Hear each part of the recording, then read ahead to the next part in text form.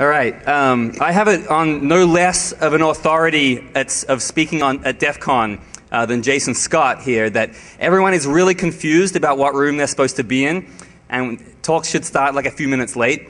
So to fill in some time before I get started, I thought I'd just tell you a little story about my other experience with computers and the police, which was soon after I got to MIT. You know, you get to MIT and there's this whole kind of pulling hacks ethic, right? Like doing these pranks to amuse people. And so, you know, you start immediately looking for things to do. And I noticed outside my lab across the street, there was a manhole that had been opened, and there were some lights in it and some power cables dangling in it, like extension cords. And it sat there like that for weeks. And you know, what the hell's going on? There wasn't even like cones around the manhole to stop people from falling in. It just sat there, and we were just like, well, we don't know what's going on here, but maybe we should turn it into a hack. So we got an old VT220 terminal and decided we would set it up on the edge of the manhole with a lamp, as though some hacker had like popped out of the manhole and was up to no good with their VT220, hacking, you know, whatever was in the manhole. And we would film it. We'd set up a camera on the 7th floor of the building next door and film what was going on to see if we got any good reactions. So we go down, you know, at about 8 p.m. or something. It's dark in Boston at 8 p.m. And we set up a VT220 and a little desk lamp and everything and make this kind of setup. And we go back in and take the elevator up to the 7th floor to set up the video camera. And that was the fatal error, because by the time we had got up to the 7th floor office to set up the video camera, the cops had already arrived and were staring at this computer, you know, wondering what was going on. And then, you know, we're looking at the cops, looking at this computer, and then suddenly, for no apparent reason, they just start kicking the shit out of it. And one of the cops picks up the keyboard, you know, bam, and keycaps are flying everywhere. And we're just like, oh my God, why didn't we set up the computer? Well, I mean, the video camera. You know, this is like Rodney King for computers right here. So we learned 2 lessons from that. Firstly, you know, always set up the video first. And secondly, we started, you know, fantasizing about what else we could have done. You imagine, because after they'd finished beating it up, they loaded all the broken parts into the police car and they took it off. Who knows where? And we thought, if only we had some kind of radio transmitter hidden in that VT220 so we could hear what those guys were saying. Like, what did they think it was? What kind of totally evil computer break-in to this manhole, which was probably like a sewer or a steam tunnel, could have been going on? So second lesson, recordings. Audio, video, get a radio link, because you just never know what's going to happen. Even with the police, they're very unpredictable. So, okay, we're almost 4 minutes in, so I think I can get started. You guys have all read the description of the talk, so you know the basic gist. My desktop computer got stolen out of my place, and there's been a lot of stories lately about people who had their computer stolen or their iPhone stolen and have recovered it. So they've recovered their laptop because they've clicked the iSight and they've retrieved a picture of the person using it, and they've got the Where's My iPhone feature and stuff like that. But this is not a mobile piece of equipment, doesn't have a camera in it, so the situation was a little bit more complicated. And the circumstances of the theft, I just have to confess what happened. It was a straightforward physical security fail. My place is on the 2nd floor. There are 3 locks between. I rate everything in terms of zombie defense. So my keys are coded in terms of danger of zombie access. So the green key is the outside, the yellow key is the 2nd floor, and then the red key is my room. But unfortunately, we're not dealing with zombies in this case. They climbed through a 2nd floor window via an access method that I hadn't noticed, and then busted the red lock. So just had to bypass one door. It's the kind of thing where this whole situation could have been prevented with a $20 deadbolt. So that's worth keeping in mind. But the upshot of it was, my Macintosh, which was a Quicksilver G4, my pride and joy, was now gone. I'm the kind of person that keeps religious daily backups. In fact, I kept religious daily redundant backups. Unfortunately, both of those were stored in the same room as the server and were also stolen. Lesson, off-site backups. These days, I dumped everything onto a portable hard disk and gave it to my parents in Australia and said, I hope I never need to ask you for this back, but I might one day. Very, very traumatic to me. I lost all my music, all my photos, all my video projects. That's what the internet's for. So I had to channel that energy into trying to find my machine. I get very angry without my heavy metal. So what I did have was the serial number of the machine and the stats of what machine it was. And so I started to look for it in the kind of usual places you would think someone would dispose of a machine. So I started searching eBay and Craigslist for months, and I didn't find it. Fuck. Now, someone asked me almost immediately when it got stolen, if it gets plugged back into the network, will you be able to find it again? And I thought, yes! I'm running a DNS updater. It'll update the domain record and I'll see it again. And then I thought about that a bit more, and I thought, well, the machine is set to auto-boot into single user mode. Okay, so my data security policy at that time could definitely have used work. And I thought, well, the guy can boot into it, but it's not going to get back on the network because I'm pretty sure the network settings are locked and it's on an intranet, so the thief is not going to be easily able to reconnect it to the network unless they happen to have an intranet with the same settings as I did. Unlikely. So, fuck. So even with my legendary stubbornness, I eventually gave up looking for the machine on sale sites and trying to get people to go to... I was in San Francisco filming Prototype This at the time, so I'm trying to get people in Boston to go to flea markets for me and look for it, and they're telling me to fuck off, as you would expect. So, all right, time passes. Now, if you use DNS and you use the automatic updating service, if you don't update it for a while, you start to get messages like this, which say you have your account looks inactive. So you can either just let your account be deleted, or you can click on this link and reactivate it. So I would click on these links once a month because I felt like, why set it up again if I start using it again? And at some point, I noticed something, and I thought, that's funny. I don't remember getting one of those emails in a while. I wonder what's up with that. So I'll log into DNS and see. And there I see, holy shit, 2 years later, that domain record has started to be updated. What the fuck? So quickly, NS look up the IP, and pretty interesting. My machine that was stolen in Boston now seems to be on a Cox.net dial-up in Las Vegas. So I call the cops right away, and they say, oh yeah, we'll subpoena that IP record. And I said, well, you got to make sure that you get a historical record for this, because this is a dial-up dynamic IP. It's going to change a lot. It's going to be totally worthless if you look it up now, and it's not assigned to anyone, or it's assigned to someone different. And sure enough, they came back a month later with their subpoena results that said that IP address isn't registered to anyone. No shit. But I wasn't staying idle in the meantime, waiting for them. First thing I did, of course, was ping it and see if it was up, but it wasn't. So, it's a dial-up. It's not always online. So let's do that thing a whole shitload all the time and wait for it to come back. And sooner or later, it did come back. Let's see if we can still SSH into that box. Fuck yeah.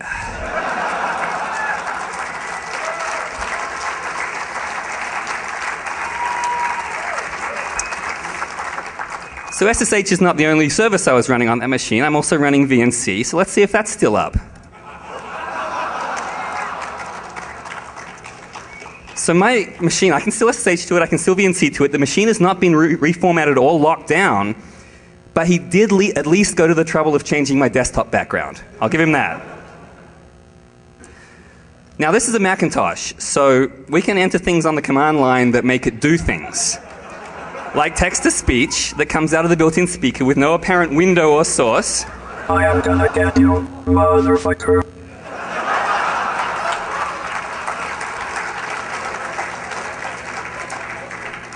But childish fun aside, I want that machine back. So let's start taking a look to see what we can find out about the guy that has it. So he hasn't changed the names of my hard disks. There are some PDFs on the desktop. They look like forms for unemployment benefits in Nevada. It turns out they are unemployment forms in Nevada, but they're not filled in electronically. They've just been downloaded and probably printed out, so that's a dead end. But we have some stuff that are JPEGs. Maybe they're interesting pictures. Let's take a look.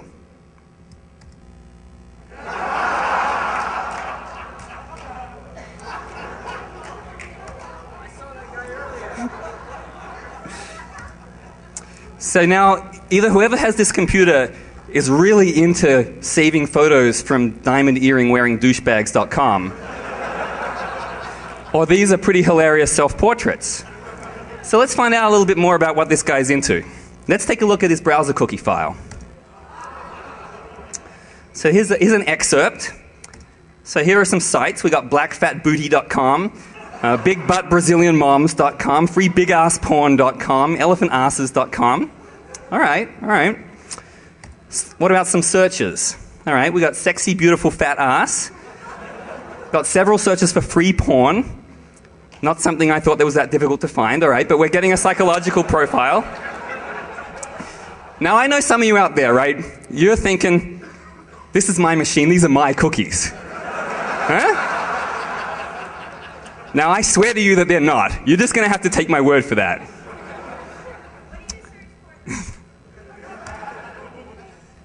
We got some location information in these cookies. Oh, you want an answer to that? I'll give you the same answer I gave at my DEF CON talk 2 years ago. ASCII goatsy.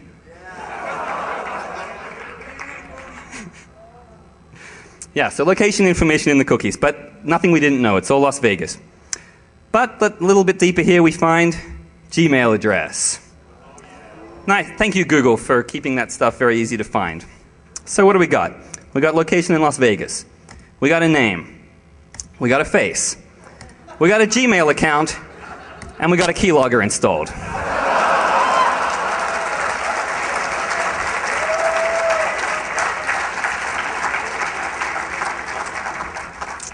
So at this point, I got sweaty palms. I'm like, oh, can't wait for this machine to come back online, because it goes offline typically 8 or 10 hours after it comes online. So waiting to get that first keylog back, and here's some of the initial keylog stuff. So right away, we have a street name, but not a street number. Could be his, might not be. We got one login and password. But we don't really have a lot here. There's a lot of weird key presses, and I know that he's using the web a lot because I'm watching also on VNC some of the time when I happen to be there when it's happening. But how is he logging into things without typing many passwords? Well, the browser he's using is Camino, which is the browser that I had installed because he can't install new software because he doesn't have the admin password. And Camino is a Macintosh build of Mozilla. It's integrated well with the macOS keychain for storing passwords. Now, the keychain is encrypted, but he's storing his passwords in my keychain, and it's encrypted with my password. So I download the keychain file and open it in Keychain Manager, and he's pwned. So at this point, I just need to find out a little bit more. I need a full street address. Need to find out maybe some more info about this guy. So what about his birthday? Well, Army.com is nice enough to send him a birthday greeting that tells us the day and the month. But what about the year? It's not in there. Well, maybe his logins and passwords can shed some light on the subject.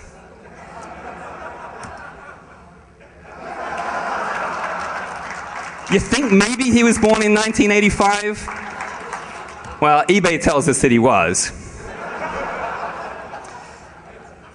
But, this guy's not using the same password for everything. Like, I don't want to completely denounce his password behavior.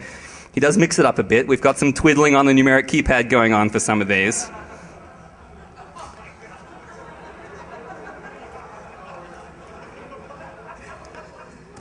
So what we have at this point now is a name and an address and a birthday, but still not the street number. Kind of need that to send the cops around. Oh wait, some recent PayPal receipts.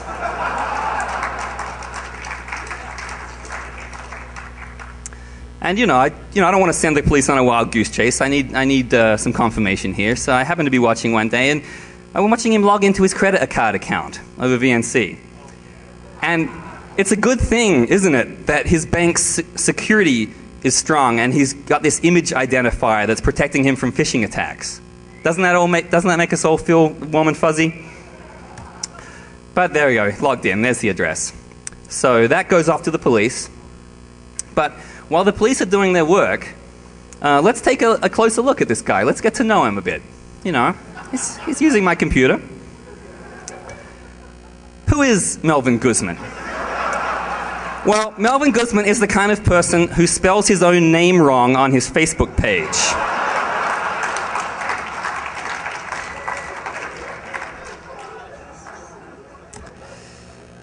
His main activity is taking photos of himself for online dating sites, and when he saves those pictures, he just mashes on the keyboard. So my stolen computer, my beloved Mac, is being used by someone less competent than a typewriting chimp. But maybe if he stole an infinite number of computers, we might figure out if the complete works of Shakespeare could fit in a Mac OS X file name. But thanks to his self-portrait obsession, I hereby present the many sexy faces of Melvin Guzman.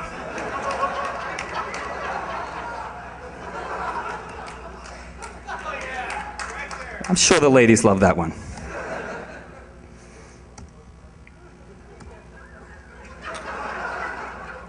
The profile seems to be very important.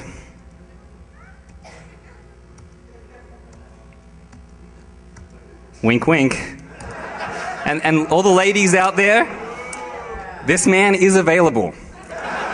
Contact me if you would like his phone number.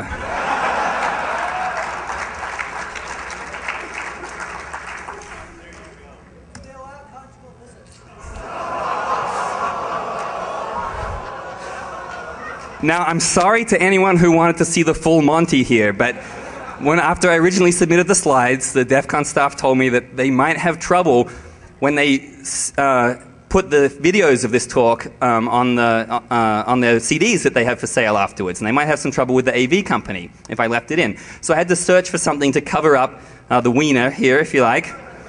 But let me just say that when I searched for DEF CON logo images on Google Images, I only had to search for icon size.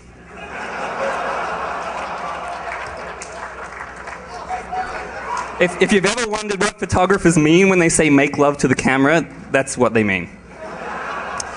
And after making love to the camera, he doesn't mind cuddling it afterwards.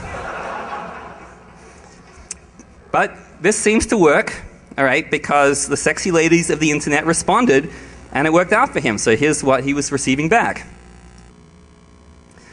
So at last, he found the fat booty he was looking for.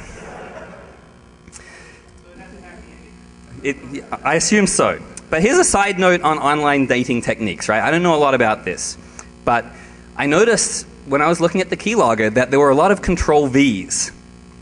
And I found out why that was from watching in VNC. This guy would write a message once and then copy and paste it to literally hundreds of women.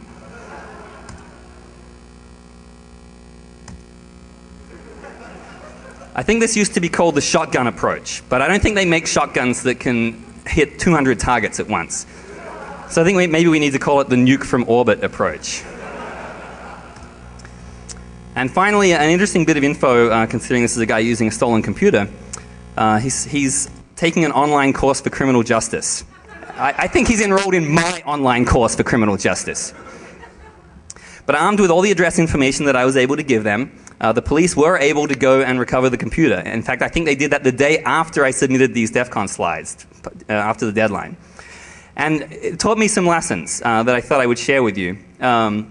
First of all, obviously, my security of the machine, in a data security sense, in terms of not encrypting the hard disk and letting it boot into single user mode, was shithouse. But if I'd had better security, then I would never have been able to recover the computer. If the guy couldn't log into it, if he had to wipe the drives, if he couldn't reconnect it to the network, same deal. So I actually recovered the hardware, and I did recover some of my data. Some of it had been erased, but I got a little bit of it back, and I set up rsync scripts every time it was online to pull in more and more of the stuff. So I often wonder if he was paying for bandwidth as well, because every time it would connect, like I'd be slurping gigabytes of stuff back down his dial-up. The second lesson is a lot of these services are potential vulnerabilities against a trained threat. Like everyone here is thinking, oh yeah, you're running VNC, and if you're not tunneling it over SSH, then you're totally making a mistake. Especially also having a daemon that tracks the IP address of wherever this machine moves, especially for if this was a mobile platform. If I was running a DynDNS upgrade on my laptop, people would know where I was all the time. So that would be bad against a trained threat, but very good against a low-tech threat. So it's all about sort of threat modeling and remembering to buy that $20 deadbolt. Another thing, the keychain versus keyloggers. I'm one of those guys that never really trusted the keychain, because it's a single point of failure. It's got everything in it. Like, what if you could get into it? But it's actually like an interesting defense against keyloggers, which is something that you're more likely to have on your machine from spyware and stuff. There are more sophisticated keyloggers. There are ones that log mouse movements and clicks and things like that. But for a very basic keylogger, having forms and passwords and stuff just fill themselves in automatically when you're logged in once, is potentially protective. And then finally, having my serial number was great. Like being able to give that to the cops, file a police report, meant that the hardware could be recovered. Without that serial number, there's no way. So write that down somewhere. And then the final lesson learned, of course, I'm sure you all know, don't fuck with a hacker's machine. Thank you.